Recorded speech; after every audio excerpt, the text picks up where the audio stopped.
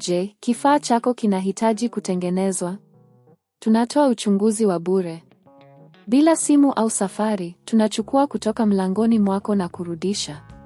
Kabla ya ukarabati, tunatuma bei na tunaendelea tu baada ya idhini yako.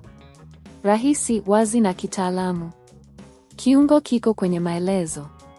Kwanza, hakikisha unakuwa na vifaa vyote unavyohitaji. Utahitaji paneli mpya ya thermomix TM31, screwdriver ya Phillips na kitambaa cha kusafisha.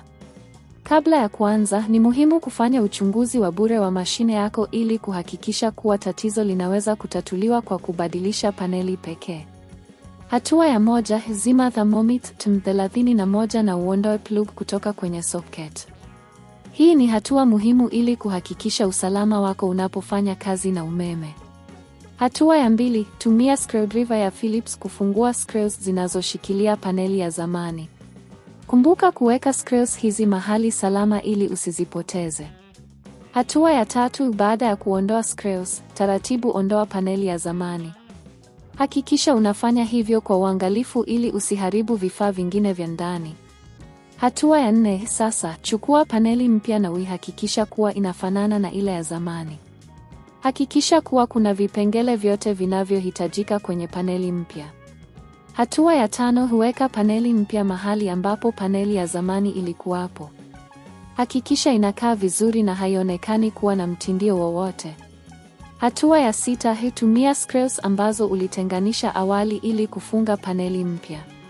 Hakikisha umeshikilia vizuri screws hizo ili paneli ibaki mahali pake.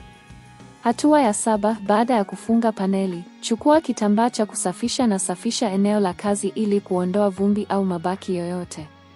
Hatua ya 8, fungua plug ya thermomix TM31 kwenye socket na izime. Angalia kama paneli mpya inafanya kazi vizuri. Hakikisha kila kitu kinafanya kazi kama inavyotakiwa. Kumbuka, ikiwa hujisikii salama kufanya mabadiliko haya, unaweza kuwasiliana na huduma ya kuchukua nyumbani ambayo inatoa msaada wa kitaalamu.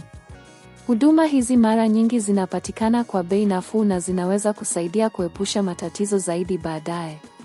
Kwa ujumla, kubadilisha paneli ya thermomix TM31 ni mchakato rahisi. Ikiwa umefuata hatua hizi, sasa unapaswa kuwa na paneli mpya inayoanza kufanya kazi. Ikiwa unahitaji msaada wa ziada, usisite kuwasiliana na wataalamu wa huduma za ukarabati wa vifaa vya nyumbani. Je, kifaa chako kinahitaji kutengenezwa? Tunatoa uchunguzi wa bure.